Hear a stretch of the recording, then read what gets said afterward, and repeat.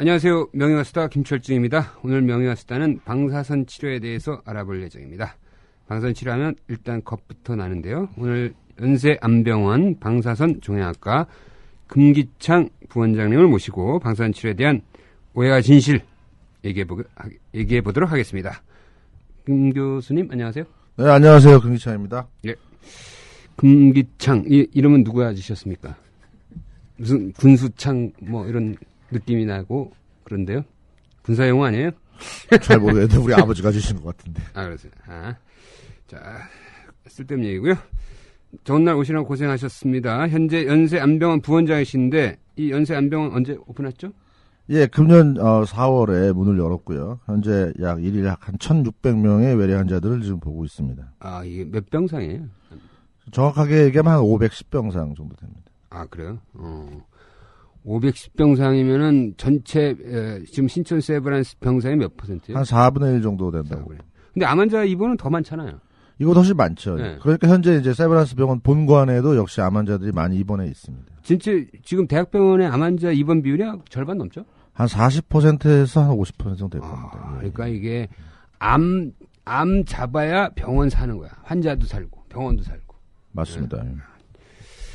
자, 근데 이제 암 치료에서 제일 이제 가장 중요한 포지션이 이제 방사선 치료잖아요. 네, 그래서 이 방사선 치료 기기는 암병원에 다 몰려 있나요? 네, 현재 지금 구암센터에 있던 기계들을 이제 거의 다 이전했고요. 새로 지금 신규로 도입한 기계들이 현재 지금 세팅 작업 중에 있습니다. 그래서 8월 말이면 아마 정상적으로 다 진행이 될 것 같습니다. 이게 보통 암 환자 종류에 따라 다르긴 할 텐데, 만약에 100명의 암 환자가 있으면 방사선 치료를 받는 암 환자는 몇 % 정도 될까요? 그 선진국에 비해서 좀 적은 편입니다. 그래서 미국 같은 경우는 한 50에서 60%까지 암 환자에서 방사선 치료한다고 그러고, 네. 저희는 이제 최근에 와서 좀 많이 올라가서 한 30%에서 40% 정도 환자가 방사선 치료를 받는 것 있습니다. 과거에는 한 20% 정도 됐고, 최근에 와서 인식이 많이 좋아지면서 한 30-40% 환자. 근데 아직까지도 제가 봤을 때는 미국이나 이런 영국에 비해서는 적은 거라고 보시면 되겠습니다. 자, 왜 우리나라 사람들은 미국에 비해서 방사선 치료 받는 비율이 더 적을까? 요거 잠시 우리 금기창 교수님을 소개하고 계속 얘기를 해볼게요. 우리 금기창 교수님은 이제 방사선 종양학과 과장이시고요.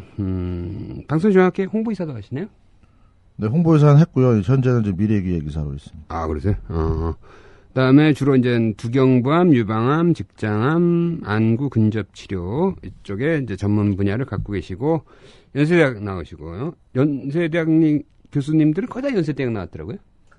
최근에 와서 이제 서울대 나오신 분들도 꽤 많이 있습니다. 네. 네. 아니 뭐 그걸 뭐 내가 잘못했다고 따지는 건 아니에요. 네. 네. 아니 모교에 와서 열심히 그 모교를 발전을 위해서 연구하고 그래야죠. 네.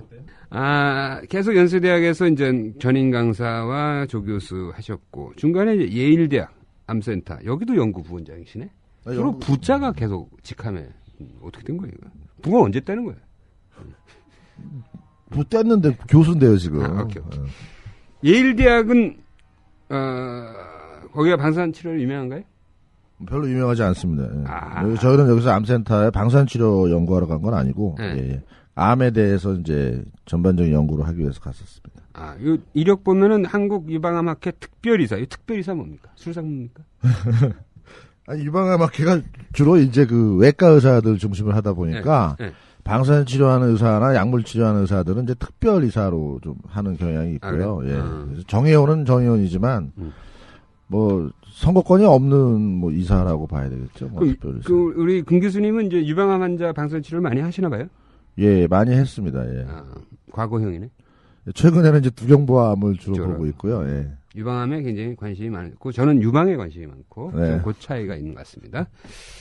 자, 아까 얘기하다 말았는데요. 자, 우리나라는 방사선 치료 받는 암 환자의 비율이 약 30에서 40%, 미국은 50%. 요 20%, 15% 가까이 차이 나는 이유가 뭐죠? 한국 사람들은 방사선 치료를 무서워하나요? 뭐 그런 경향도 있습니다. 한국 사람들이 더 방사선에 대한 그런 어떤 오해라고 그럴까요? 그런 편견이 더 많은 것도 있고요.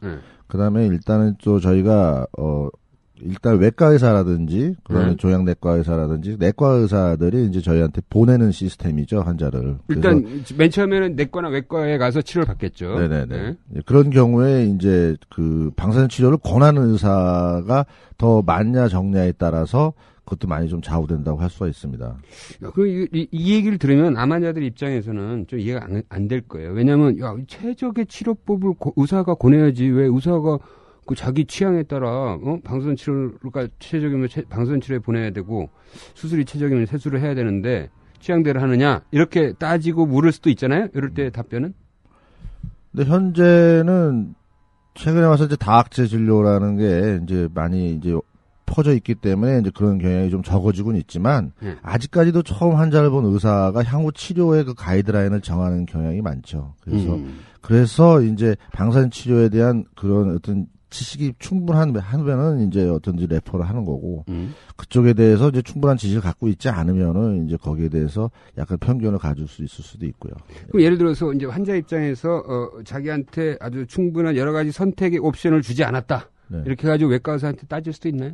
나중에 알고 보니까 방사선 치료도 효과가 똑같은데 내가 이거 알았으면 수술 안 하고 방사선 치료 받을 텐데 왜 나한테 이런 옵션 안 줬지?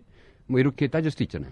따질 수 있죠. 그래서 최근에 와서는 그래서 그렇게 따지는 사들이 많아지고 있기 때문에 암만 해도 충분한 따지는 환자들이 많아지고 예, 환자들이 많아지고 있기 때문에 이제 암만 해도 외과 의사나 내과 의사가 충분히 치료에 대해서 선택권을 주게 돼 있는 거고요. 그래서 그것 때문에도 최근에 와서 방사선 치료의 어떤 퍼센트가 자꾸 올라가고 있는 게 있고요.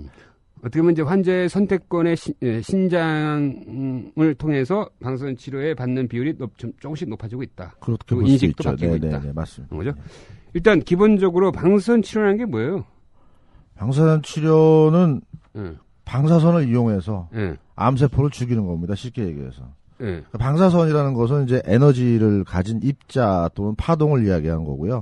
그것이 이제 인체에 들어가게 되면 우리 몸의 세포의 안에 있는 DNA를 이제 깨트리게 됩니다. 그래서 DNA가 깨져지면 세포가 죽게 되는 거고, 그다음 암만 해도 이제 정상세포든 암세포든 둘 다 방사선을 받게 되면 어느 정도 이제 손상을 입게 되는데, 암세포는 이제 그 손상에서 회복하는 게 정상세포보다 느리기 때문에 효과적으로 이제 방사선 치료를 해서 암세포를 죽일 수가 있는 거죠. 일단 이 CT 같은 그런 큰 장비 안으로 들어가는 거죠. 방사선이 나오는 장비 안으로. 환자가 누워서. 환자가 이제 누워있게 되면은 저희가 이제 버튼을 누르게 되는 거죠. 전기를 연결시키면. 타겟팅을 해놓고. 예, 타겟팅을 해놓고 이제 전기를 키면 방사선이 나가는 겁니다. 그러면 전기를 끄면 방사선이 안 나가는 거고요. 그 방사선 맞으면 아파요? 하나도 안 아프죠. 하나도 안 아파요. 네. 그러면 이건 매일 가서 받는 겁니까? 아니면 입원해서 받는 겁니까? 입원해서 받을 필요는 없고요. 예, 그만큼 이것도 국소치료 크게 부담이 없기 때문에 매일 치료하는 대신에 이제 토요일을 쉬고 치료하는 시간은 한 5분에서 10분. 일주일에 5번은 병원을 매일 가야 되네요? 네, 그렇죠. 네네. 그리고 한 번 봤는데 15분에서 20분? 네네. 환자의 이제 그 위치라든지 병의 종류라든지 방사선 양에 따라서 시간은 좀 달라지지만 평균적으로 보면 방사선을 쪼이는 시간은 한 5분에서 10분. 그다음에 이제 그거보다 최근에 와서 이제 방사선 수술이라고 그래갖고 한 번에 많은 양이 들어가는 경우는 한 30분까지도 치료할 수가 있습니다. 그래서 최근에 와서는 이제 고정밀 치료가 되다 보니까 치료하는 시간, 그러니까 환자가 치료실에 들어가는 시간은 조금 더 길어지고 있는 건 사실입니다. 아, 그렇구나. 왜 무슨 드라마나 영화나 이런 데 보면은 방사선 치료 받는 환자들이 이렇게 왜 뭐 구토하고 탈모하고 막 이런 증상을 보이는데 요새도 그래요? 그거는 뭐 전혀 아니고요. 왜 구토하고 탈모하냐 그러면 대개가 그런 환자들이 이제 약물 치료, 항암 치료를 하는 환자들입니다. 그러니까 항암제를 전신적으로 이제 투여하다 보니까 대개 이제 탈모 현상이 일어나고 구토가 일어나고 뭐 전신 무력감이라든지 이렇게 오는 거고요. 방사선 치료는 쪼인 부위에만 영향을 주는 겁니다. 그러니까 머리에 쪼이면 탈모가 일어나고. 예. 그래 뭐 뇌라든지 뭐 복부로 쪼이게 되면 이제 오심 구토가 일어날 수도 있지만 모든 환자가 탈모가 일어나고 오심 구토가 일어나는 건 아닙니다.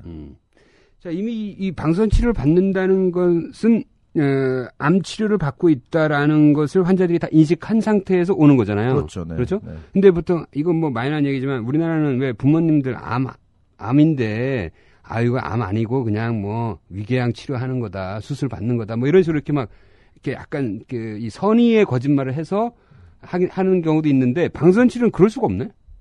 그렇죠. 네. 좀 좀 IQ만 있으면 다 알죠. 어디서 치료하는지를 뭐 네, 인지 능력만 조금만 있으면 알 수 있으니까. 그게 뭐 그렇죠.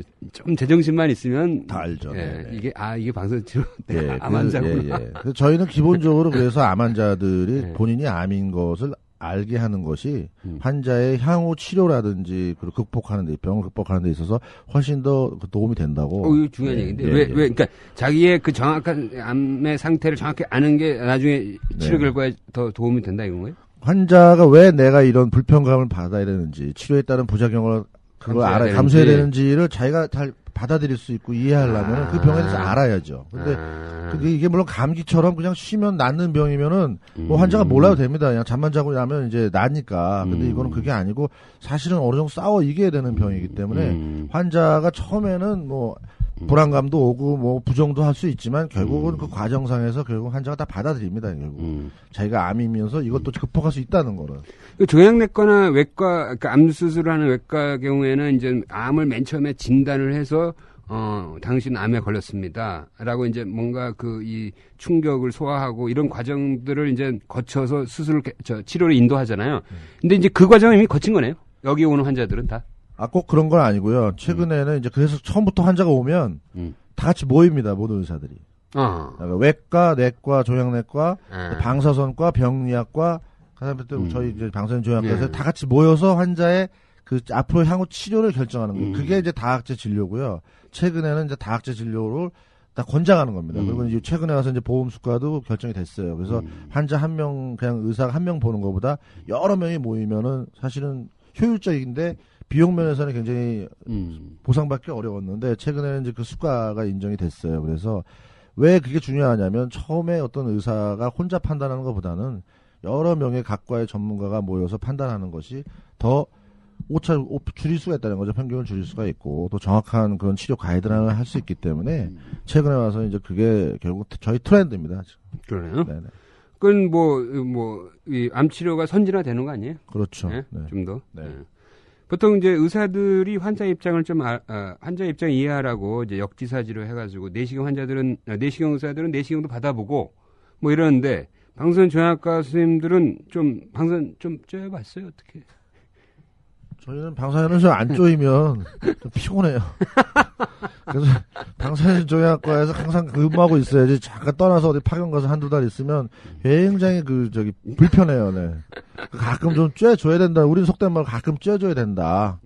그게 그런 원리도 있습니다. 그래서 사람들은 방사선이 무조건 위험하다고 생각하는데 아주 저설량의 그런 방사선은 우리의 면역 증가라든지 이런 저항력 증가가 있기 때문에 그런 좋다는 시오리도 있습니다. 사실은 설도 있습니다. 예, 그거는 이제 설이지 실제로 뭐 그렇게 할 수는 없는 거 아닐까요? 예. 그리고 그 근무 환경 자체가 이렇게 방사선에 노출되거나 이런 거 아니고 그냥 그 방사선 치료를 하는 환경이라는 뜻이죠. 그럼요. 아니, 방사선 그게 노출은 전혀 없고요. 그래서 막 전혀 없습니다. 전혀 없고. 밖에서 기다리는 대기 환자들도 위험해져. 그건 전혀 없습니다. 그거는. 네, 저희가 법적으로도 원자력법에 의해서 절대 차폐 시설이 완벽하게 돼 있기 때문에 절대로 환자라든지 그런 보호자들이라든지 그 근무자들한테 방사선이 피폭이 되지 않게 돼 있고요. 그렇죠. 법적 허용설량이라는 게 있습니다. 그래서 그렇죠. 그 허용설량 내에서 다 되는 거지. 결코 그래서 저희 의사들이 오히려 이런 방사선종양학과 의사들이 더 방사선을 사실은 더 안 쪼입니다. 그래. 예. 낮에 나가서 골프 치는 사람들이 훨씬 방사선 많이 노출됩니다. 자연 방사선. 네, 자연 방사선. 근데 10년 전에 지방의 어느 대학병원에서 이 방사선 치료의 그러니까 쏘이는 양이 잘못 세팅돼 가지고 아주 큰 사고가 난 적이 있었어요. 10년쯤 된 것 같은데 자궁경부암에다가 그래가지고 그 자궁경부암이 완전히 그냥 그 주변이 다 궤양이 오고 막 그랬었는데 일반적으로 이거 정말 그런 실수가 벌어질 수 있는 건가라는 공포감도 있을 거 아니에요. 환자들은. 네네네. 네? 이게 맞습니다. 다 이중 장치가 다 있나요? 어때요? 그럼요. 네. 네? 그래서 저희가 이게 이제 방사선종양학과 의사만 있는 게 아니라 그 선량을 측정하고 계산하는 선량 계측사도 있고 그걸 또 제대로 들어가는지 정도 관리, 기계의 정도 관리, 임상의 정도 관리를 하는 그런 의학 물리학자가 같이 있습니다. 그래서 2중, 3중으로 체크를 하고요. 그다음에 또 방사선 치료를 하는 방사선 치료사가 있기 때문에 거의 몇 단계를 거치기 때문에 저희가 그런 오차는 굉장히 이제 최소화되는 겁니다. 그래서 저희가 정도 관리를 최근에 와서는 굉장히 강조하고 있고 굉장히 중요시 여기고 있기 때문에 10년 전에 뭐 그런 사고 같은 경우는 굉장히 사실 극단적인 상황이죠. 사실은 경우가. 그러면 뭐 어떻게 이제 제대로 우리가 예를 들어서 50을 주기로 했다. 내가 50인지 100인지 잘 모르겠으나 하여튼 50을 주기로 했다 그러면 50이 정확하게 나오는지를 매일 체크하나요? 아니면? 당연하죠. 매일 체크합니다. 매일 네. 기계에서 맨날 매일 측정합니다. 예, 예. 그러면 안심이 되는군요. 그럼요. 네, 네. 비행기 이 수준의 안전성을 갖고 있는 더 뭐 안전하다고 봐야죠. 가끔 비행기 사고 나니까. 지금 현재 이 방사선 치료의 과정에서 가장 흔히 나타나는 부작용은 뭡니까? 그 방사선 치료는 국소 치료이기 때문에 국소 부위에서 이제 나타나시는 거라고 보면 됩니다. 그래서 두개원부암 같은 경우는 이제 구강을 치료하기 때문에 뭐 구내염이 온다든지 아니면 침이 좀 마른 그런 느낌이 온다든지 아니면 식도라든지 폐 같은 거 치료하면 이제 식도염이 이제 생겨갖고 좀 이렇게 음식 넘어가더니 뜨끔뜨끔하다든지 아니면 기침한다든지 그 폐암 같은 경우 치료하면 이제 기침이나 가래나 이런 게 나올 수가 있고요. 방사선 폐렴 같은 게 좀 생길 수 있어요. 치료하고 나서. 그다음에 이제 복부 쪽에 있는 종양을 치료하게 되면은 이제 설사한다든지 배가 좀 아프다든지 아니면 오심 구토가 나올 수도 있죠. 그런 것들은 이제 치료가 끝나면 다 회복되는 것들이죠. 네네네. 예. 치료 끝나고 한두 달이면 대부분의 그런 급성 부작용들은 다 없어지게 돼 있습니다. 예. 여러 가지 그 방사선 치료 과정에는 여러 가지 직업군들이 관여를 한다고 그랬는데 방사선 종양학과 교수님들은 뭐 하시는 거죠? 저희 방사선 종양학과 교수는 이제 설마 뭐 접수 보거나 이러죠? 접수는 주로 이제 간호사들이 보고요. 저희는 이제 환자 진료를 하고 그다음에 치료를 결정을 하고 치료 부위를 어떤 방사선 기계로 얼마만큼의 조사를 할 건지 그다음에 어느 범위까지 방사선 치료를 할 건지를 결정을 하고 그 저희 타겟이라고 그러는데 타겟을 어떤 그 볼륨을 정해주는 게 이제 저희 의사가 할 일입니다. 그렇기 때문에 수술하는 거라고 똑같다고 보시면 됩니다. 서전이 어디까지 잘라내는 거하고 저희가 어디까지 방사선 치료하는 영역을 주는 거하고 똑같다고 보시면 됩니다. 이거 상당히 굉장히 뭔가 플랜 디자인 같네요. 그렇죠, 플랜 디자인입니다. 예. 그러시구나. 예. 자, 그러면 이거 하나 더 물어봐야겠다. 환자들이 와서 이제 방사선 치료 받으셔야 됩니다 했을 때 이렇게 물어보는 그 약간 잘못 알고 물어보는 질문들이 있을 것 같아요. 예. 그렇게 되게 이제 그거 물어보는 게 저기 내가 방사선 치료를 받게 되면 우리 옆에 무슨 아기를 안아도 되느냐. 그 옆에 이제 뭐 할머니가 가족들이랑 같이 지내야 되느냐. 내 몸에서 방사선이 나오는 거 아니냐. 뭐 그런 이런 거 아주 많이 물어보죠. 네네. 내 몸에서 방사선 나옵니까? 안 나옵니다. 이거. 안 나오는 거죠. 예. 쪼이고 가는 거기 때문에 본인이 이미 노출이 된 거고 다른 사람들한테 전달되는 건 아닙니다. 그렇죠. 그러니까 이게 이제 뭐 어렵게 얘기하면 방사능하고 방사선하고는 완전히 다른 거죠. 그렇죠. 그러니까, 좀 다르다고 보시면 되죠. 그러니까 방사능은 자기가 만약에 그걸 먹어서 몸에 지니고 있다면 거기서 나오는 거죠. 그러니까 같은 얘기는 아닌데요. 쉽게 얘기하면 이제 저희가 동위원소라는 게 있잖아요. 옛날에 큐리 부인이 뭐 라디움을 발견했지만 그런 소스, 방사선 소스는 계속해서 방사선이 나오는 겁니다. 그러니까 이리듐이나 코발트 같은 경우는 이제 방사선이 계속 나오는 거기 때문에 그걸 내가 몸에다 지니면은 계속 방사선이 나와요. 그렇지만 지금 우리가 많이 쓰는 그런 방사선 치료 기계는 전기를 켰을 때 엑스레이가 나오는 거고 그걸 저희가 쪼이고 이제 종양이 있는 부위를 쪼이고 방사선은 환자의 몸을 통과하고 끝난 거죠. 끝난 거죠. 그렇죠. 네. 그건 에너지가 끝난 거라고 보시면 됩니다. 거기서 끝난 거니까 몸에 남아 있는 게 아니니까 없다는 거죠. 네. 치료가 끝나고 아기를 안아도 되는 거죠. 상관없습니다. 네. 그렇죠. 좀 다르죠. 그러니까 저희가 갑상선암에서 나중에 요드 먹고 이러는 거하고는 좀 달라요. 완전히 다른 거죠. 그러니까 그 환자는 격리될 필요도 없는 거고 일상생활 다 해도 되고 지하철을 타도 되는 거고 버스를 타도 되는 거죠. 예. 또 어떤 질문 하나요? 그런 두려움 같은 게 아마 제일 크죠. 그렇죠. 그리고 뭐 잘못된 거는 방사선 치료하면 뭐 살이 썩는다는데 조직이 괴사된다는 걸 이제 살이 썩는다고 표현하시는데 살이 썩는 거 아니냐 이렇게 얘기하는 사람도 있어요. 그래서 아마 한 10여 년 전에 이제 그런 사고 때문에 텔레비에서 이제 한번 보고서 자궁이 이제 막 녹았다는 표현을 듣고서 살이 썩는다고 오해하시는 분들도 있고 그리고 방사선 치료하게 되면 그냥 확 까부러져 가지고 이제 거의 못 걸어 다닌다. 너무 힘들어서 못 걸어 다닌다. 너무 힘들다. 이런 얘기들을 이제 많이 하시는데 어느 부위에 얼마나 많은 양을 치료하냐고 많이 연결이 되고 있고요. 그다음에 어떤 기계로 어떤 방식으로 치료하냐가 많이 다르기 때문에 그거는 무조건 힘들다고 얘기하실 필요는 없습니다. 어떻게 보면 저는 그런 생각을 해요. 저는 기본적으로 방사선 치료를 받을 수 있다면은 어떻게 보면 불행 중 다행인 거예요. 그렇죠. 네네네. 그건 뭔가 새로 네. 그 병을 완치할 수 있는 뭔가 옵션이 있다는 거잖아요. 그렇죠. 맞습니다. 네. 방사선 치료라도 받을 수 있게 된 게 그 자체가 어떻게 보면 다행인 거죠. 다행. 그렇죠. 네. 불행 중 다행인 거죠. 네. 지금 연세안병원에서 가장 많이 하는 방사선 치료하는 암은 뭐죠? 저희는 뭐 각종 암이 좀 다 있습니다. 그래서 뭐 저희 몸에서 생길 수 있는 모든 암은 거의 다 지금 치료하고 있다고 생각하시면 되고요. 뭐 뇌종양부터 두경부암부터 시작해서 육종암까지 뭐 다양하게. 그럼 방사선종양과 교수님 내에서도 자기 전문 분야별로 다 나눠져 있겠네요. 예. 주로 이 두경부암을 하시는 분도 있고 뭐 소화기암을 하시는 분들도 그렇죠. 있고. 따로따로 이제 그 자기 전문 분야만 공부하시겠네요. 네네네. 이 지금 현재 방사선 치료 기술이 발달해서 우리 이제 첨단 방사선 치료는 우리 2부에서 더 얘기를 하기로 하고요. 일단은 수술을 처음서부터 했을 때 수술하고 방사선 치료를 했을 때 처음부터 했을 때 치료 결과가 비슷한 거는 어느 분야에? 그러니까 수술을 할래, 방사선 치료 할래 이렇게 선택을 했을 때 똑같아 결과는. 그러니까 나 수술 받을래, 나 방사선 치료 할래. 어떤 선택을 해도 결과가 치료 성적이 비슷한 분야는 어디예요? 나 같으면 방사선 치료 받겠어. 그 대표적인 게 이제 우리 그 성문암, 그러니까 후두암이죠. 후두암 초기 같은 경우는 뭐 사실은 수술보다는 오히려 방사선이 더 선호되는 거고요. 아, 그래요? 그러면 후두암인 경우에 초기에 방사선 치료를 받으면 목소리 살릴 수 있어요? 그렇죠. 목소리 살면서 완치율이 한 90% 정도. 그건 수술해도 완치율이 90%. 그렇죠. 그건 이제 수술을 하게 되면 이제 목소리 잃는 거고. 그 완전히 이제 후두를 절제할 수도 있고 부분 절제할 수도 있지만 어쨌든 목소리에 이제 약간의 그 변함이 오죠.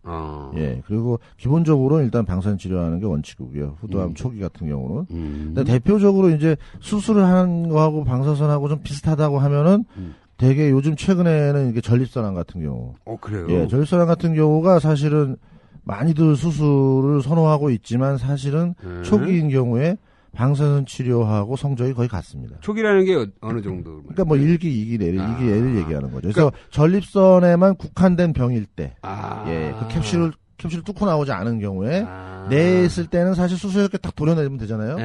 그거하고 또 고기만 방사선 치료하면 되잖아요. 그랬을 때 성적이 똑같아요. 같습니다. 예. 그럼 왜 수술해 그럼? 그건 이제 비뇨기과 의사한테 먼저 갔을 때.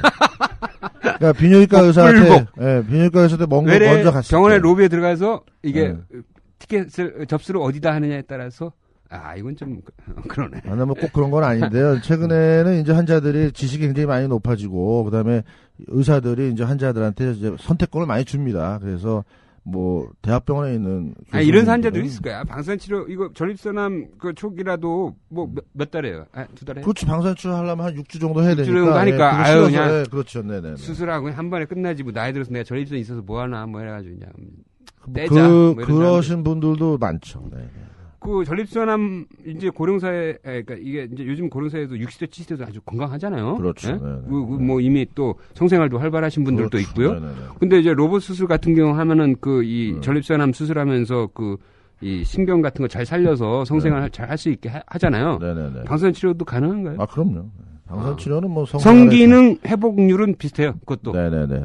오히려 방사선 치료가 더 높다고 봐야죠. 그래요? 네, 왜냐하면 수술은 어차피 신경을 다칠 수 있는 가능성이 있는 거고 방사선 치료는 아마도 그 양을 이제 어떻게 주냐에 따라 다르지만 신경을 많이 손상을 안 하니까. 자, 이거 굉장히 나는 이런 거 많이 알려줘야 될 것 같아요. 네, 알려줘야죠. 네. 자, 일단 후두암 초기는 목소리도 살릴 수 있다. 수술의 경우보다. 전립선암은 수술과 초기는 전립선암은 수술과 똑같은 생존율을 보이고. 그렇죠. 또 성생활 회복률도 거의 똑같고 오히려 나을 수 있고. 네, 나을 수 있고.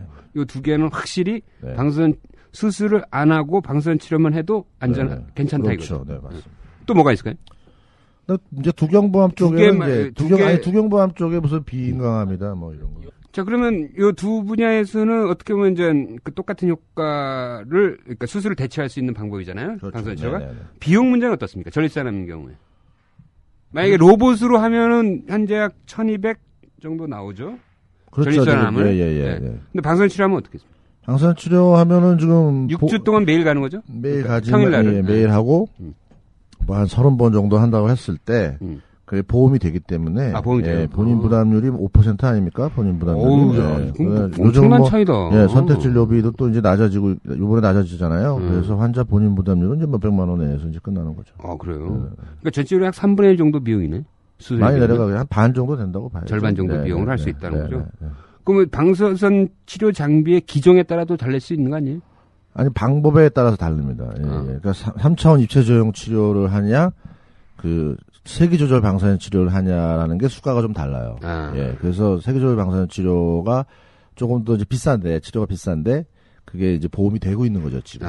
그거는 이제 우리가 2부에서 이게 뭐 어떤 차이가 있는지는 2부에서 얘기를 하고 하여튼 두 개 다 하여튼 보험이 되고 환자는 그 보험되는 부분에 대해서는 5%만 내면 되는 거잖아요. 그렇죠. 그게 이제 현재 우리나라 건강보험 정책이고요. 후담 경우는 어떻습니까? 후담은 뭐 로봇을 안 쓰니까 여기는 로봇 쓰는 로봇 별로 안 쓰죠. 그리고 후담 같은 경우 초기는 이비인후과 의사들이 다 방사선 치료로 보내기 때문에. 그렇구나. 옛날 과거처럼 뭐 후두 전절제세로 하는 경우가 없습니다 지금. 자, 후담 초기하고 방사선 초기는 수술이랑 방사선 치료 효과가 똑같고 어떻게 보면 환자가 더 견딜만한 치료법이라고 그렇죠. 생각이 되는데 이거에 대해서 당장 항의가 들어오고 막 비뇨기과 의사가 말도 안 되는 소리다 이렇게 얘기할 수도 있지 않나요? 어떻게? 항의 안 할 겁니다. 아마. 그래? 이미 다 우리 금 교수님 인상이 험해서 아니 면전에서는 항의 못 할 거야. 아니 에비던스가 다 있기 때문에 지금 뭐 비뇨기과 의사들도 다 알고 있는 거기 때문에 일단 최소한 뭐 수술이 더 좋기 때문에 권하지는 않고요. 그러니까 아까 말씀하신 대로 치료 기간이 좀 짧다는 게 장점이고 방사선 치료는 뭐 한 6주 정도 이렇게 매일 다녀야 된다는 그런 게 좀 불편한 게 좀 있죠. 그래서 그 장단점을 따지면 이제 환자들이 선택을 하는 거죠. 지금 현재 이런 상황에서 그 두 개의 옵션을 똑같이 설명을 했을 때 환자들이 어느 쪽을 더 많이 선택합니까?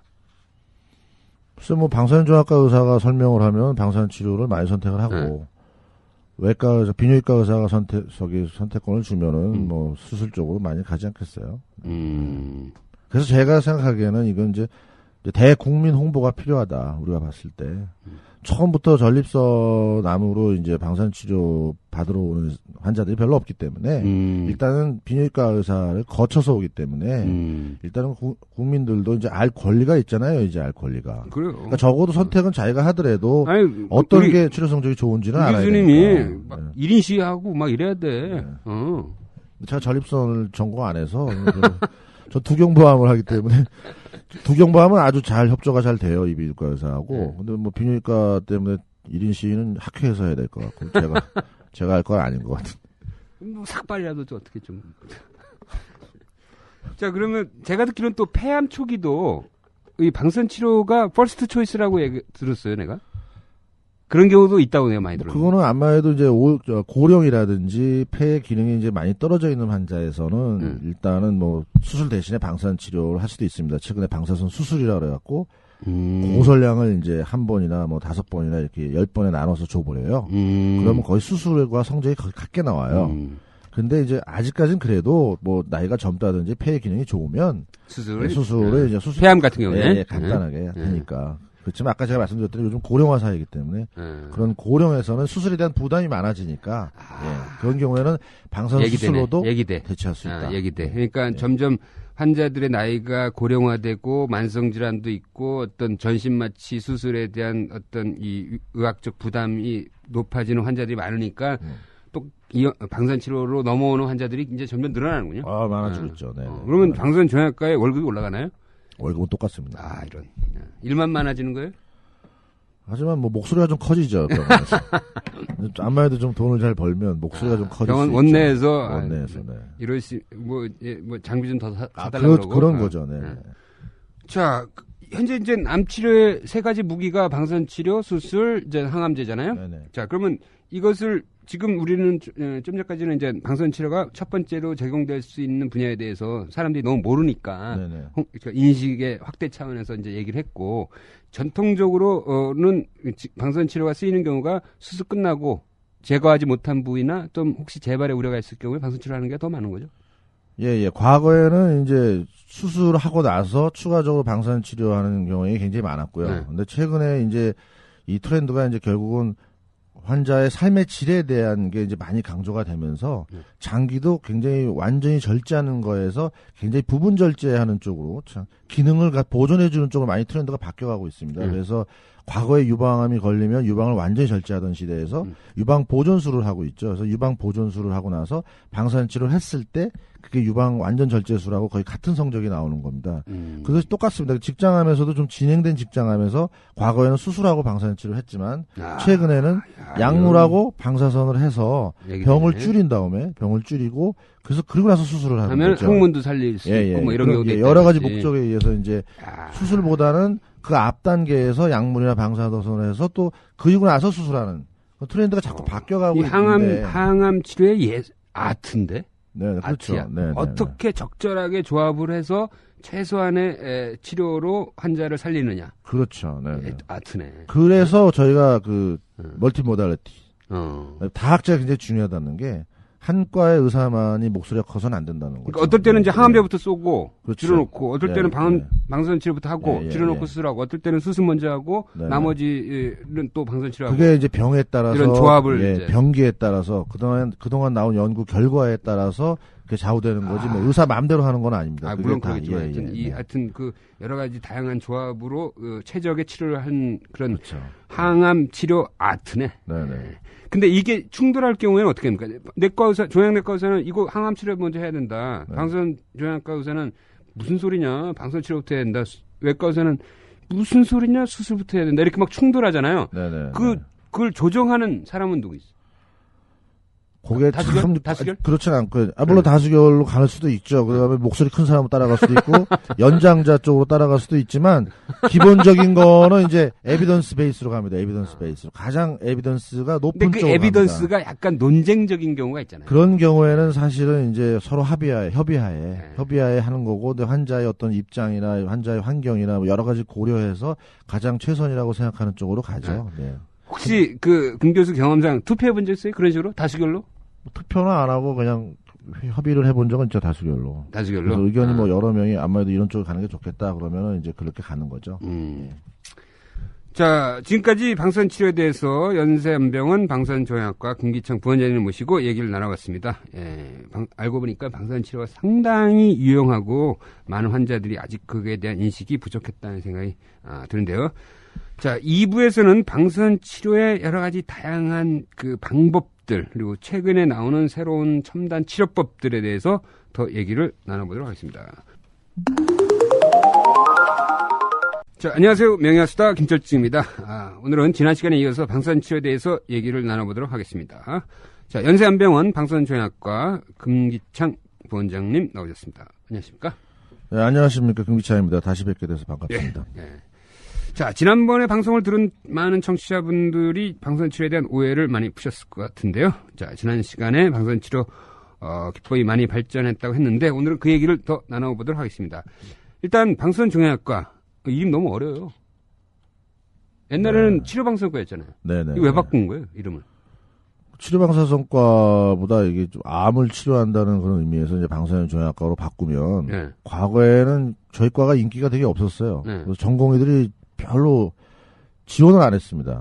방사선 치료학과 이제 미래야. 그래서 치료방사선과 그러니까 이거 뭐 방사선 쏘이고 뭐 이러는 거라고 레지던트들이 지원을 안 하고 그리고 과도 뭐 개업할 수 있는 과도 아니고 그래서 인기가 없었어요. 그래서 저희가 이제 학회에서 이제 이름을 좀 바꿔보자. 그래서 우리가 암을 하는 의사들이 모인 과니까 종양학을 하자. 그래서 방사선 종양학을 하면 좀 더 우리가 수준이 좀 올라가지 않겠냐. 레벨업이 되지 않겠냐. 전공의도 많이 이제 지원하지 않겠냐라고 바꿨는데요. 전공의 많이 어떻게 늘었어요? 예, 전공의는 최근에 와서 이제 많이 지원하고 있습니다. 그럼요. 내가 봤을 때 이거 방사선 종양학과는 이제 암 치료의 미래이기 때문에 이게 메이저 거예요, 이제 앞으로.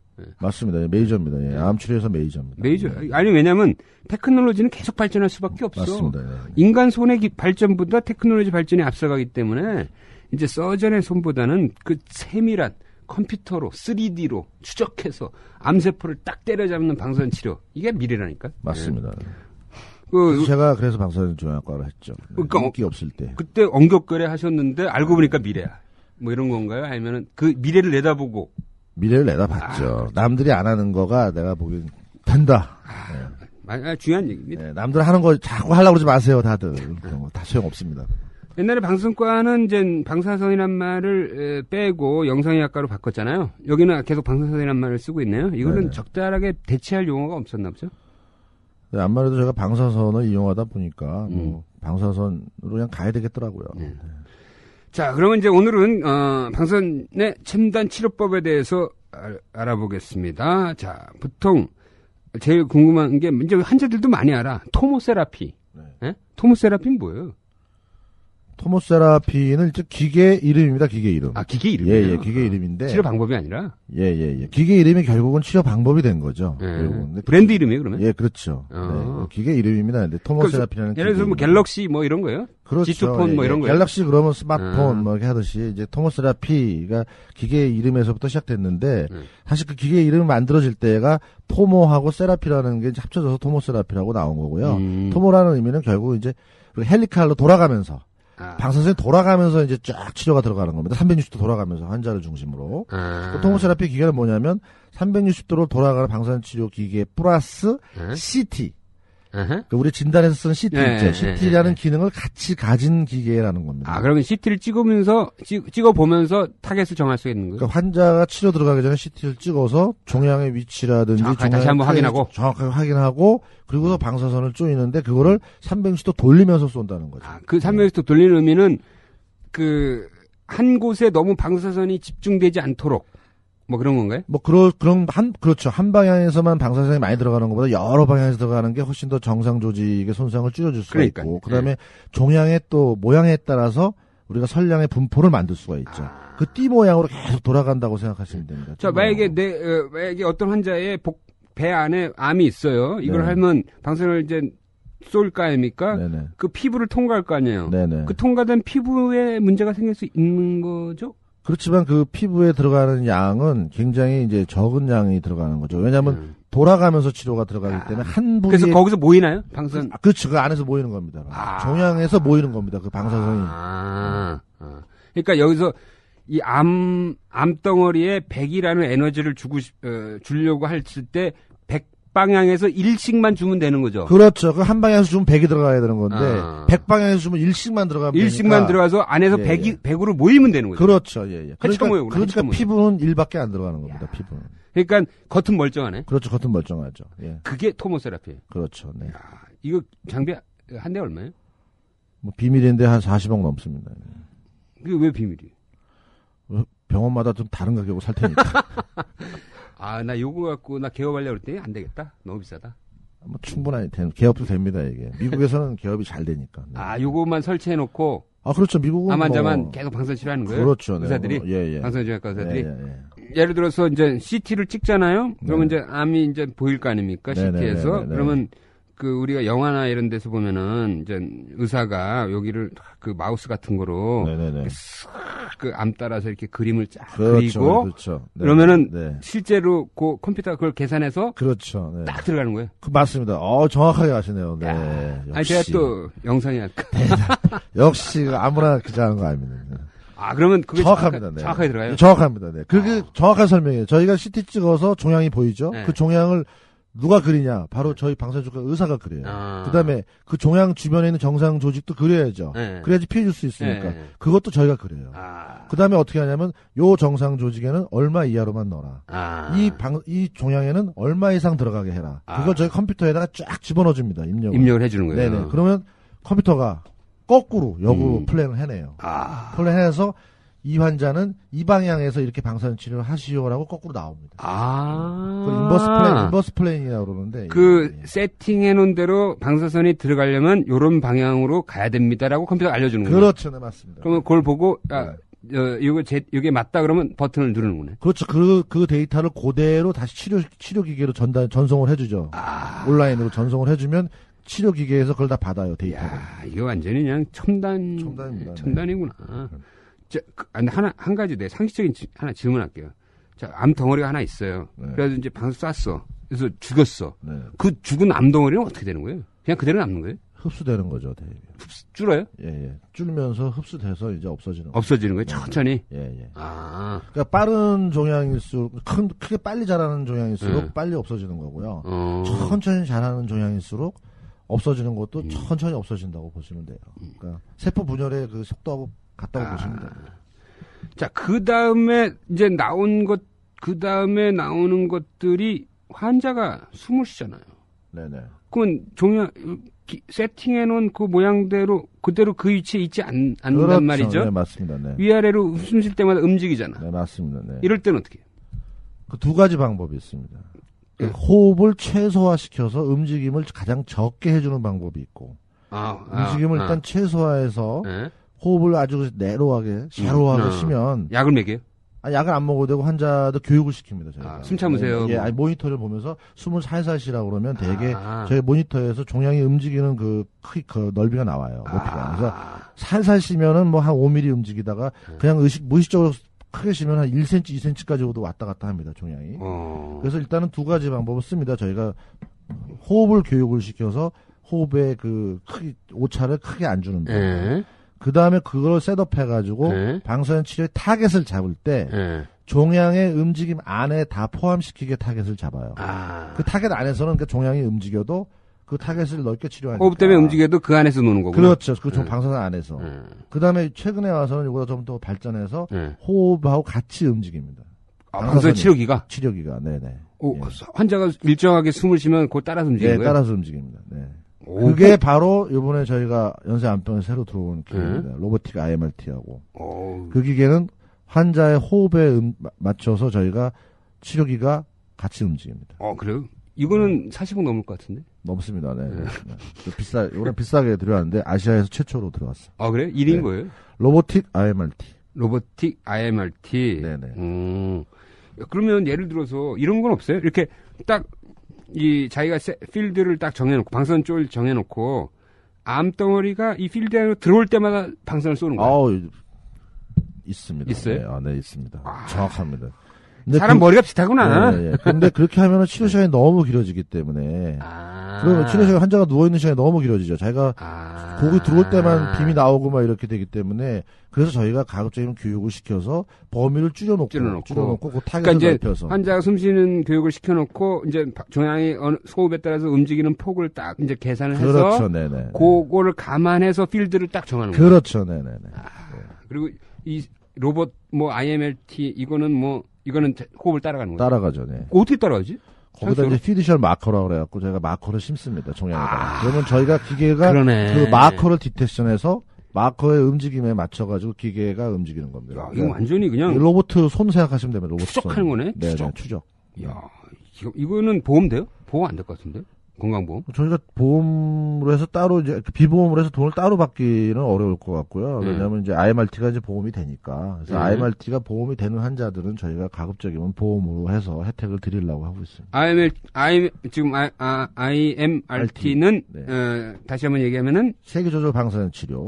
그거는 5대 암에서는 지금 보험이 됩니다. 보험이 되는 거예요. 네네네. 5대 암이라는 거는 뇌종양, 두경부암, 그 다음에 재발암, 척추암. 전립선암. 그 외에는 보험이 안 되는데, 이제 그 5대암에서는 보험이 돼요. 그러면 로보틱 IMRT도 저희가 이 5대암에서는 저희 보험을 적용하려고 합니다. 하여튼 이 IMRT도 360도로 돌아가면서 쏘는 거예요? 아니면은 어떤? 그거는 360도 돌아갈 수도 있고, 360도 안 돌아가게 할 수도 있고, 그거는 이제 종양의 위치라든지 그 병의 상태에 따라서 저희가 설계하기 나름입니다. 그래서 IMRT도 저희처럼 이제 토모세라피 기계로 IMRT 할 수도 있고, 일반 지금 나와 있는 라인압 기계, 좀 크게 회사가 일렉타라, 베리안이라 있는데, 그런 회사에서 개발한 기계들도 이런 IMRT가 돼요. 세계적으로 방사선 치료가 됩니다.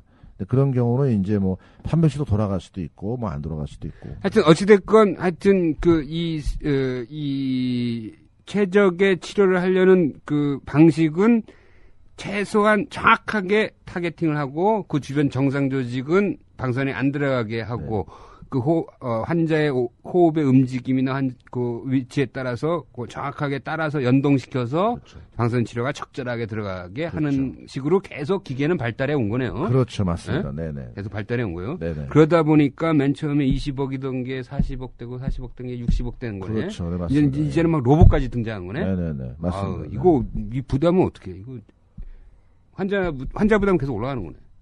정확해지긴 하지만. 네네네. 환자 부담은 올라가는 거네.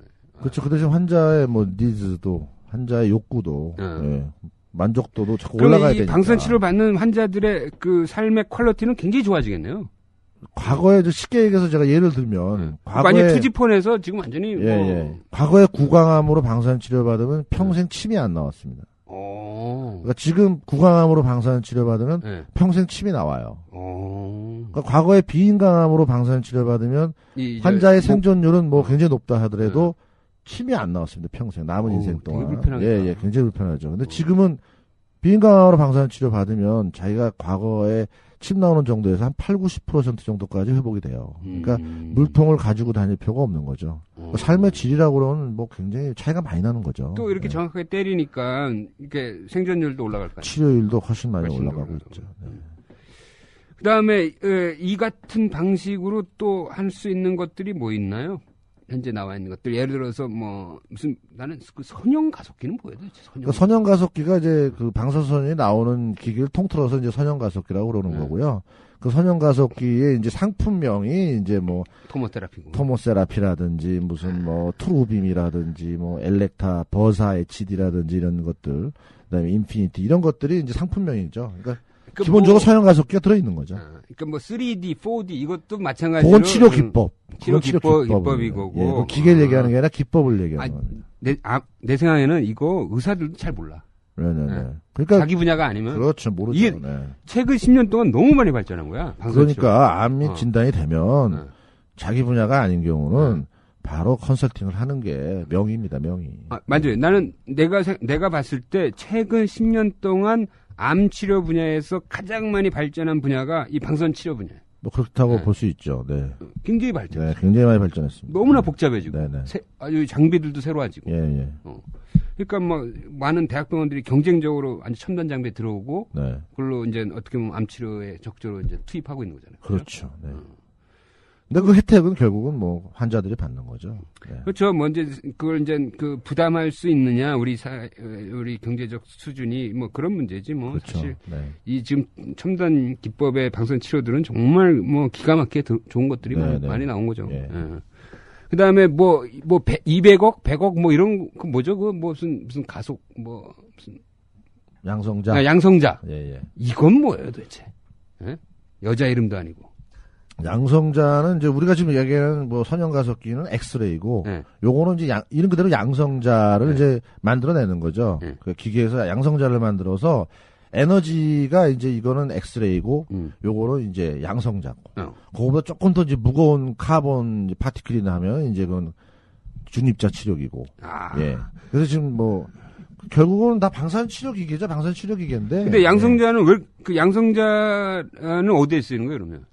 물론 이것도 이제 같은 종양 치료에 쓰입니다. 예. 그러니까 일정 깊이가 들어가기 전까지는 굉장히 저설량이 되다가 브레이크 피크가 일어나는 거죠. 일정 깊이에서. 그래서 거기서 에너지가 폭발하는 거죠. 확 올라가는 겁니다. 그래서 브레이크 피크가 있는 거죠. 저희가 보통 선형 가속기는 방사선 들어가는 입구에서부터 방사선 양이 더 강하죠. 지나가게 되면 거리가 멀어지면 방사선의 에너지가 떨어지죠. 근데 이 양성자나 중립자는 그게 아니고 우리가 그 조절을 해주면 일정 깊이에서 방사선 양이 최대로 올라가게 할 수가 있는 거예요. 그러면 결정적으로 방사선이 들어가야 될 그 통로에 꼭 피해야 될 뭐가시 있다. 그렇죠. 그럴 때는 아주 좋은 거죠. 그럴 때는 이 양성자를 써야 되네. 아주 좋죠. 더. 그러니까 그래서 이게 안구암에 많이 쓰이는 거야. 그렇죠. 그러니까 안구 뒤에 일정 깊이 들어가서 치료가 돼야 되니까. 그러니까 눈을 피해야 되니까. 눈을 들어갈 때는 방사선이 적게 들어가야 되니까. 그럴 때 좋은 거죠. 그러니까. 그리고 소화하면서 좋고. 소화하면서 왜냐하면 암 들어갈 깊이까지는 정상 조직이니까 이게 나중에 성장하고 관계가 많으니까 그런 데는 방사선이 최소하게 들어가게 되면 손상이 적어지기 때문에 나중에 무슨 성장이나 이런 발육의 장애를 적게 주면서 종양에서는 브레이크 피크가 일어나는 거죠. 폭발하는 거죠, 방사선 양이. 이게 조용히 들어가서 암 있는 부위에서 폭발하는 거예요. 그렇죠. 확 올라가는 거죠, 에너지가. 근데 우리 너무 비싸 이거. 비싸죠. 예, 뭐, 비싼데 2천만 원 하던데. 예? 치료비 1천만 원. 치료비는 뭐 비싸지 않아요. 기계가 비싸지. 100억, 200억 하죠. 기계는 뭐 한 1,000억 정도 해야죠. 네. 1,000억? 1,000억 하면. 기계가? 네네. 나 요거 갖고 개업하려고 그랬더니 안 되겠네. 그건 안 되죠. 1,000억 하려면 딴 거 하는 게 낫죠. 부동산 민대업 하는 게 낫거든. 예? 1,000억 갖고는. 그렇죠. 네. 생각 바꿔야겠다. 네. 네. 근데, 요거는 뭐, 다른 얘기지만, 지금 우리 국립암센터 있잖아요? 네, 있습니다. 네. 그럼 우리나라 수요를 봐서는 국립암센터 한 대만 있어도 된다. 왜 이 삼성도 사고 연대도 살려고 하느냐. 네. 이런 주장을 하시는 분들이 가끔 있더라고요.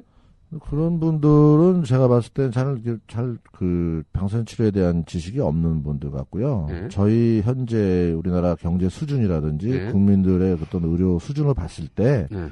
지금 한 대는 너무 적어요. 아, 그래요? 예. 그래도 저희가 뭐 오늘도 그걸 분석해 봤지만 2020년 갔을 때 최소한 저희가 이게 국민 중에서 한 5천 명 정도는 양성자나 중립자의 치료를 받아야 된다고 봐요. 1년에 한 5천 명, 2,000명에서 한 5천 명 정도. 근데 이제 국립암센터는 제가 알기로는 1년에 한 250명 정도 치료를 하고 있죠. 그러면 아직까지도 그 수요에 공급이 안 되고 있는 거예요. 그래서 경쟁적으로 막 뛰어올 필요는 없지만은 그래도 아직은 그 공급이 좀 적다. 지금 미국 같은 경우는 이 양성자의 수요가 폭발적으로 늘어나고 있습니다. 그래서 왜냐하면 거기도 똑같죠. 환자의 그런 어떤 경제적인 수준이나 그런 욕구라든지 그런 만족도가 자꾸 더 좋은 쪽으로 올라가고 있기 때문에 이 양성자가 장점이 많이 있어요. 그럼 결국은 이제 이 라인업으로 치도하던 시대가 결국은 양성자로 갈 겁니다. 왜냐하면 정상적인 조직의 손상이 적으면 적을수록 환자는 좋은 거니까요. 근데 그게 방법이 어려웠던 거죠, 지금. 그래서 그걸 위해서 저희가 세계조절 방사선 치료니 뭐니 다 한 건데, 양성자를 해갖고 세계조절 방사선 치료를 하게 되면 가장 판타스틱하게 되죠. 예, 지금 방사선 기계로 세계조절 방사선 치료하는 것도 굉장히 좋지만, 요걸 가지고 양성자를 가지고 하게 되면, 들어가는 깊이에서는 거의 다 안 생기다가, 우리가 원하는 깊이에서 다 에너지가 폭발하니까, 가장 아이디얼하게 나올 수가 있죠, 에너지가. 완전히 미사일 치료네? 그렇죠. 응? 예. 그럼 그걸 빨리 알기 때문에 거기는 계속해서 그거를 사게 돼 있는 거고, 그 가격이 이제 어느 정도 그 적정 가격으로 많이 시장 가격으로 내려오니까 이제 많이들 사고 있는 거죠. 처음에 개발됐을 때보다는 기계값이 많이 다운됐기 때문에. 그래서 저희 나라 현재 그 수준에 의하면 현재는 삼성도 이제 만들고 있지만 저희 이제 연세안병원도 한 2년 뒤에, 2년 뒤에는 양성자 치료기가 도입될 예정입니다. 근데 이 1,000억을 어디서 구해요? 누가 꿔주나? 여러 가지 방법이 있습니다. 예. 그러니까 뭐 리스를 하든지 아니면 뭐 분할 상환하든지, 뭐 한 10년, 20년으로 이제 분할 상환하는 방법도 있고. 네. 그럼 이 1,000억짜리 기계가 이제 이 신촌에 있는 연세안병원에 들어오는 거예요? 그렇죠. 네. 오, 그러면 우리 금 교수님 목소리 더 커지겠네? 그렇죠. 네. 좀, 그 목소리가 커지는 게 돈을, 그러니까 열심히 환자를 봐야지, 이제, 저희가 이 빚을 또 갚아나가야 되기 때문에. 이제, 우리가, 불과 10년 전만 해도, 이렇게 뭐, 암수술 받으러 미국 가는 사람도 있었잖아요. 국소수층에서. 지금도 있죠. 근데 네. 이제 요즘에 수술 받으러 가는 경우는 거의 없는 것 같고, 요거 받으러 가는 사람은 꽤 있을 것 같아요, 왠지. 요즘 그. 양성자 치료 받으러. 일본. 일본은 많더라고. 네, 많습니다. 네. 일본은 보니까, 무슨 휴양지 같은 데다가, 그렇죠. 네, 거기 아주, 휴양지 같은 데다 이걸 네. 뜬금없이 양성자 치료센터를 차려놓은 거야. 네. 그리고 와서 양성자 치료 받고 료강 같은 데 가서 2, 3일 쉬었다가 가고 막 이런 걸 완전히 비즈니스화 해야더라고요. 그게 이제 일본은 나라에서 정책적으로 그 원자력 이제 발전시키잖아요. 그래갖고 중립자 치료 기계를 벌써 한 8대 정도 가지고 있는 걸로 알고 있어요. 중립자 치료라는 것도 같은 방식이에요? 같은 방식인데 이제 이게 훨씬 더 조용히 들어가서 끝에 가서 그렇죠. 블랙 피크가 일어나는 건 똑같은데 이제 훨씬 더 무거우니까 입자가 그러니까 훨씬 더 에너지가 더 센 거예요. 에너지가 더 세죠. 세니까 그만큼 이게 비싸죠. 만드는데 들어가는 돈이 굉장히 많이 들어가죠. 공간도 많이 차지하고. 그래서 쉽게 얘기하면 뭐 양성자가 1,000억이다 그러면 중립자는 2,000억입니다. 어휴야. 그러니까 기계 뭐 건설비까지 이거 저거네 완전히 이게 무기 개발이랑 거의 같죠. 거의 같은 거네. 왠지 뭐 레이더 안 걸리게 하고 그래서 뭐 스텔스기가 얼마고 뭐 이런 거네. 완전히. 일본에서는 그 나라에서 30년 뭐 제가 알기로는 저리로 뭐 거의 0% 금리로 그 마을에다가 이제 돈을 저리로 빌려주는 걸로 알고 있어요. 그러면 그 연세안병원은 중립자 치료기 도입 계획은 없나요? 이제 저희가 지금 지금 도입하려고 예정하고 있는 기계는 그 수년 내에 양성자에서 중립자를 전환할 수 있는 그런 기계입니다. 예. 그래서 저희가 지금 아주 비밀리에 진행을 하고 있고요. 그래서 국정원도 몰라. 비밀은 아니네요. 사실 얼마 전에 언론에 나간대요. 네. 근데 그건 양성자인데 이제 중립자까지 된다는 건 사실은 좀 비밀 상황이었습니다. 중립자까지 됩니다, 이 기계가. 네. 자, 그러면 이제 지금까지 얘기 들은 사람 중에 나처럼 약간 똑똑한 사람들은 이런 의문이 들 거야. 자, 그럼 방사선 치료에 있어서의 장비의 비율과 의사의 그 어떤 경험과 판단의 비율. 그럼 이거 의사의 판단과 경험보다는 장비 싸움이네. 이렇게 하겠는데요? 네네네. 네. 어떻게 보세요? 두 가지 답니다. 네? 두 가지 다죠. 내가 보기엔 장비 비율이 더 큰 것 같은데. 장비가 일단 나쁘면은 암만 의사가 훌륭해도 물론 그것도 어렵고요. 장비가 암만 좋아도 그걸 제대로 핸들링하지 못하면 그거 무용지물이죠. 그러니까 무슨 말이냐면 최첨단 장비를 가지고 과거 같은 치료법으로 치료할 수도 있는 거고. 예. 또 그렇다고 또 최첨단 장비가 없으면 암만 좋은 치료를 하려고 해도 과거 같은 치료밖에 못 하는 거죠. 최근에 이런 세계적으로 방사선 치료기가 되는 기계가 없는 병원이 제가 알기로는 없습니다, 현재. 모든 대학병원에서 다 갖추고 있습니다. 야, 진짜 대한민국 의료 대단하다. 대단하죠. 네네. 웬만한 그러니까 거의 모든 대학병원이 이런 세기 조절 그런 그 치료법을 쓰고 있단 말이죠. 그렇죠. 야, 대단하네. 그렇지만 이제 그거를 서포트할 수 있는 그런 의사 외의 인력. 물리학자라든지 물리학, 선량 계측자라든지 이런 사람들 거기서 약간 퀄리티가 차이나. 그렇죠. 네. 거기서 정도 관리의 차이가 일어나는 거기 때문에 저희가 학회 차원에서도 이 부분을 굉장히 강조하고 있고 그래서 의학 물리학자를 반드시 고용해야 되고 그런 선량 계측자들이 충분히 있게끔 저희가 자꾸 유도하고 있는 겁니다. 학회에서도 계속 정도 관리를 강조하고 있고. 그럼 아직까지는 의학 물리학자나 선량 계측사가 없어도 방사선 치료를 할 수 있는 거네요? 지금 제가 알기로는 그 법적으로는 모르겠는데 지금 웬만한 대학병원에는 의학물리학자나 선량계측자가 다 있습니다. 아, 그래요? 네, 다 있습니다. 근데 법적으로 몇 명 이상 있어야 된다 그런 건 없습니다. 이런 게 참 그 웬만한이라는 그 기준이 참 애매해. 그렇죠. 웬만한 대학병원은 다 있다 그러면 이게 3분의 2가 있다는 거야. 절반이 있다는 거야. 현재 대학병원에는 제가 알기로는 모두 다 있는 걸로 알고 있습니다. 아, 그래요? 전부. 네. 오케이. 자, 그럼 환자들, 그러니까 암 환자들 입장에서 이런 여러 가지 다양한 방사선 치료 장비들과 일이 있다는 걸 알고 찾아오는 사람이 있어요?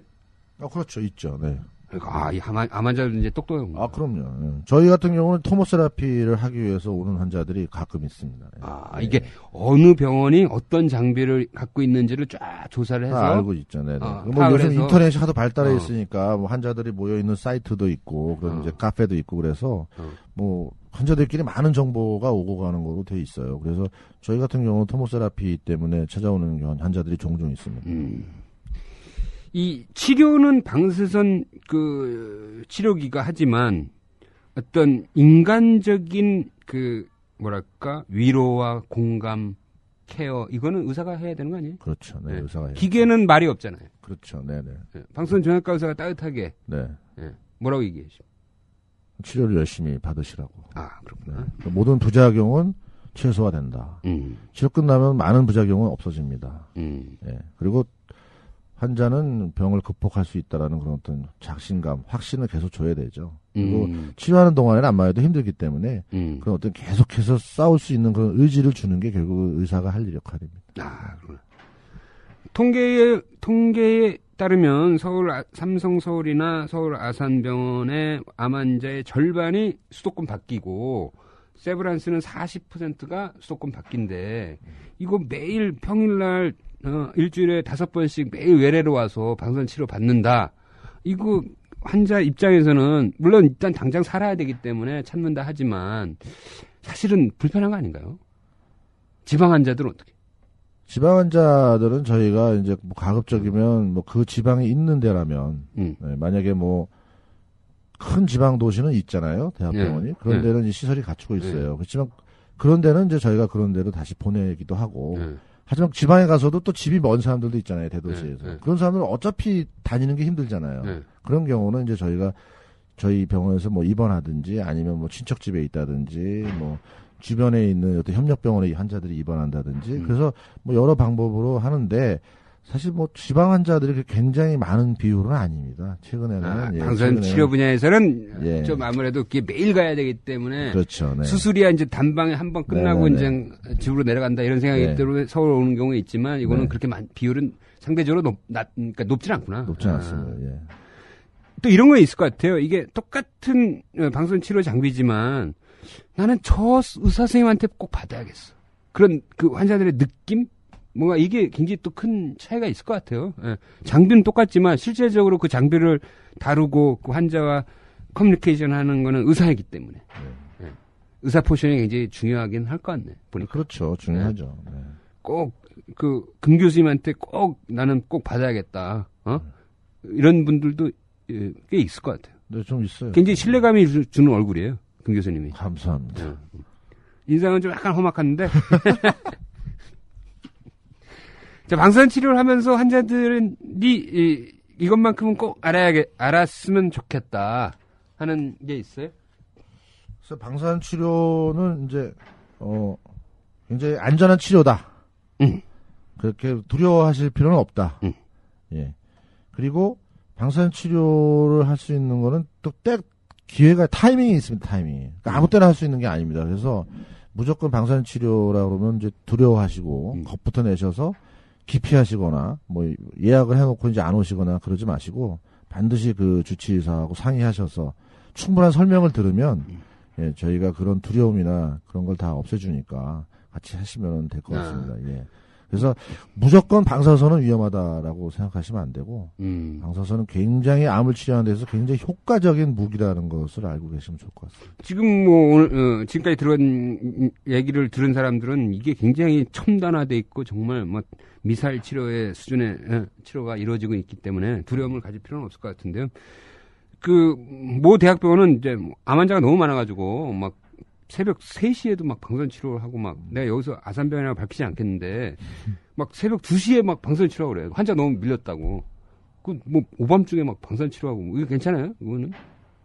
그래서 이제는 뭐 많이 기계도 좀 평준화돼 가고 있으니까 제 생각에는 이제 그거는 너무 환자들이 이제 고생하는 것 같고요. 그러니까. 그래서 저희가 그래서 새로 여기 암병원 오픈하면서 그 기계 벙커를 이제 많이 만들었어요. 그래서 저희는 이제 기계를 그래서 새로 이번에 많이 도입을 했습니다.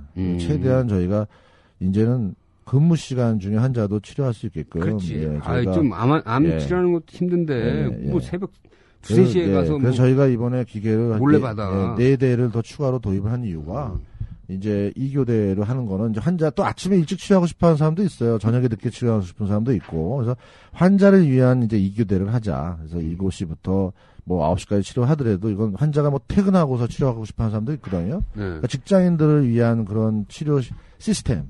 그래서 그러니까 이제 2교대는 환자를 위한 거지 우리가 뭐 일부러 뭐 환자를 많이 치료하기 위한 그런 게 아니고요. 그리고 나머지 기계들은 다 가급적이면 8시부터 이제 6시까지 치료하는 걸 원칙으로 해서 제가 장비를 지금 한 10대 정도 이제 지금 비축을 했어요. 그러니까 이게 회사 다니면서도 방사선 치료 받을 정도로 이게 방사선 치료가 그 자체가 굉장히 부담이 적어진 거네요. 굉장히 적죠. 네. 야, 옛날 같으면 상상도 못할 일이다. 어떻게 회사 다니면서 야, 나 방사선 치료 받고 올게 뭐 이런 거잖아. 뭐 제 환자 중에서도 뭐 회사 다니면서 치료하는 환자들도 꽤 있습니다. 야, 진짜 그만큼 진짜 좋아졌다는 거네요. 옛날 같으면 상상도 못할 일인데. 소아들은 어떻게 해? 애들이 막 움직이잖아. 소아들은 이제 재우죠. 재워요. 세데이션 시킵니다. 재워. 세데이션 시키기 위해서 그런 또 마취 시설이라든지 이런 걸 다 갖춰야 돼요. 저희 병원은 이제 그걸 다 갖추고 있고요. 그다음에 이제 마취과 의사가 와서 바로 킵하고 있고. 바로 옆에 지켜서 보고 있는 거예요? 네네. 치료하는 동안에 그런 시설을 갖추지 않으면 굉장히 어렵죠. 소아 경우에는. 뇌 같은 경우는 뭐 이렇게 딱 고정을 시키면 되니까. 그렇죠. 네. 뭐 뇌든 저희가 하여간 두경부든 복부든 다 고정을 시켜야 돼요. 그래서 고정하는 그런 기구가 지금 다 있습니다. 그래. 그래서 환자가 치료 중에는 절대 움직이지 않게 다 개인별로 이제 맞춤형 그 기구가 있어요. 디바이스가. 지금 얘기 들어보니까 뭐 우리나라 대학병원의 방사선 치료 수준은 굉장히 발달해 있는 것 같은데 전 세계적으로는 어떻습니까? 우리나라 방사선 치료의 전반적인 수준. 저희 수준은 치료 결과. 일본을 앞질렀나요? 굳이 외국 가서 치료할 필요가 없다. 네. 미국 갈 필요 없다. 네. 미국 가면은 뭐 돈대로 더 들고. 미국도 저희보다 더 합니다. 미국은 병원비가 굉장히 비싸고. 그리고 방사선 치료 기간은 똑같은데. 어차피 호텔이라든지 여관에 묵어야 돼요. 병실료가 워낙 비싸기 때문에. 그러면 뭐 2달 동안을 갖다가 객지 생활에, 객지에서 있다는 것 자체가 결국 암 환자들은 우리가 영양 섭취라든지 그것도 굉장히 중요한데 뭐하러 미국 가서 그 무슨 샌드위치나 먹어가면서 치료합니까? 한국에서 밥 먹어가면서 밥 먹으면서 영양 섭취 해주면서 치료를 받아도 지금 힘든데 뭐 왜 타지에 가가지고 뭐 거기서 그건 제가 보기에는 이제 아니다. 왜냐하면 저희 첨단 장비가 미국이나 그 개발한 나라보다 더 많아요 지금. 아 그래요? 예, 예. 재밌는 얘기지만 감마나이프를 개발한 스웨덴보다 우리나라 감마나이프가 훨씬 많습니다. 이 감마나이프는 방사선 치료에 기계죠. 네. 뇌종양에서 주로 많이 쓰여지는 기계인데 그 개발한 스웨덴보다 우리가 훨씬 더 많아요. 우리가 종주국이네. 그렇죠. 자, 어차피 방사선 치료도 방사선 그 기계의 둥그란 그 안으로 들어가는 거잖아요. 네네네. 그러면 보면 가끔 가다가 환자들 중에 그 폐쇄공포증 있잖아요. 네네네. 그 암 환자 중에도 그런 게 있을 것 같아요. 가끔 있습니다. 가끔. 그럼 어떻게 해요? 그런 경우는 저희가 못하는 거네. 너무 심해서 이제 뭐 CT나 MRI도 못 찍는 사람들도 있죠. 똑같습니다. 그런 사람들은 굉장히 이제 방사선 치료도 어렵죠. 네, 그렇지만은 아주 심하지 않은 분들은 대개 이제 그 약 먹으면 그래서 정신과 저희가 같이 협진해갖고 약간은 이제 진정제라든지 이런 걸 주면은 저도 얼마 전에 이제 두경부암 환자가 한 명 치료했었는데 그분이 옛날 월남전에 참여해갖고 포로로 잡혔다가 이제 풀어나는 바람에 폐쇄공포증이 굉장히 심하셨어요. 그래서 그분은 그래서 매일 저희가 세데이션 주사를 맞고 치료를 했죠. 진정 주사를 맞고. 주사 맞고. 그래서 지금 뭐 그분은 치료 잘 됐습니다. 네. 자, 그리고 이게 이제 그 방사선 종양학과가 꼭 암만 치료하는 건 아니죠. 가끔 가다가는 양성 종양도 치료하는 거죠. 그렇죠. 양성 종양도 저희가 많이 치료를 합니다. 그래서 과거에는 이제 치료 방사선과라고 그랬던 거고 저희가 이제 이름을 그래서 이제 암을 이제 특화하기 위해서 방사선 종양과라고 했는데 저기 뭐 양성 질환도 많이 하죠. 그래서 뭐 안구 돌출이 있는 경우, 이제 갑상선 기능 한지증으로 안구 돌출이 되어 있는 경우에는 저희가 방사선 치료하게 되면 어디다 해요, 그거를? 눈 뒤에다 하죠. 눈 뒤에다가. 그래요? 예. 그러면 그러면 이제 더 이상 눈이 튀어나오지 않는다든지 병이 이제 좀 좋아지는 경우가 종종 있습니다. 그러면 이게 이 뒤쪽을 방사선을 때리면 거기가 위축이 되면서 이렇게 눈이 쑥 들어가요? 쑥 들어가진 않고요. 더 이상 안 나오게? 더 이상 안 나오는 정도죠. 그래요? 근데 그게 뭐 스테로이드를 쓰면 좀 좋아지잖아요. 근데 그 스테로이드 오래 쓰게 되면 만성 부작용이 생기니까 그런 경우에 이제 저희가 방사선 치료를 많이 하죠. 그리고 그다음에 뭐 이제 뭐 켈로이드 체질인 사람들 수술하고 나서 왜 흉터가 왜 켈로이드로 되는 사람들 있잖아요. 하이퍼트로픽 스카라든지 그런 경우에 이제 방사선 치료를 미리 하면 그 스카에서 그런 켈로이드가 안 생깁니다. 야, 이거 재밌다. 그래서 성형외과에서는 많이 이용을 하는데. 그 피부에다가 방사선 살짝 쬐주는 거예요? 그렇죠, 살짝. 그러고 나서 고기를 수술하는 거예요? 아니죠. 수술을 하고 나서 고기를 꼬매주고 난 다음에 거기다 방사선 치료 하는 거죠. 그러면 켈로이드가 안 생겨요. 그 꿰맨 자리에다가? 꿰맨 자리에다가. 야, 그럼 성형외과 환자들이 가끔 오겠네요? 가끔 오죠, 가끔. 요즘은 성형외과 의사들이 많이 안 보내는 것 같아요. 과거에는 이제 많이 보냈었는데. 요새 약으로도 많이 스테로이드 쓰고 약으로도 많이 하니까 이제 좀 안 쓰는 것 같고. 안 하는 것 같고요. 재밌네. 다른 부에 또 쓰는. 그다음 뭐 이제 우리가 헤테로트로픽 본 오시피케이션이라고 그래갖고 뭐 교통사고 나서 관절 같은데 다치고 나면 왜 뼈 이상 뼈 같은 거 생기잖아요. 그런데도 이제 수술하고 나서 제거하고 나서 방사선 치료하면 그런 이제 오시피케이션이 잘 안 돼요. 그러니까 뭐 이렇게 군더더기 뼈가 안 자라잖아요. 그래서 그런 경우는 이제 많이 합니다, 저희가. 야, 이게 방사선이 굉장히 유용하게 다양하게 쓰이네. 굉장히 유용합니다. 알겠습니다. 자, 우리 두 번에 걸쳐서 방사선 치료의 오해와 진실 알아보고 A부터 G까지 알아봤습니다. 아주 저뿐만 아니라 많은 청취자들이 이 방사선 치료에 대한 생각들이 인식이 많이 바뀌었을 것 같아요. 이제 1인식 안 해도 될 것 같아요. 감사합니다. 자, 지금까지 연세대학교 암병원의 부원장이신 방사선 종양학과 금기창 교수와 함께 방사선 치료에 대해서 알아봤습니다. 너무 감사합니다.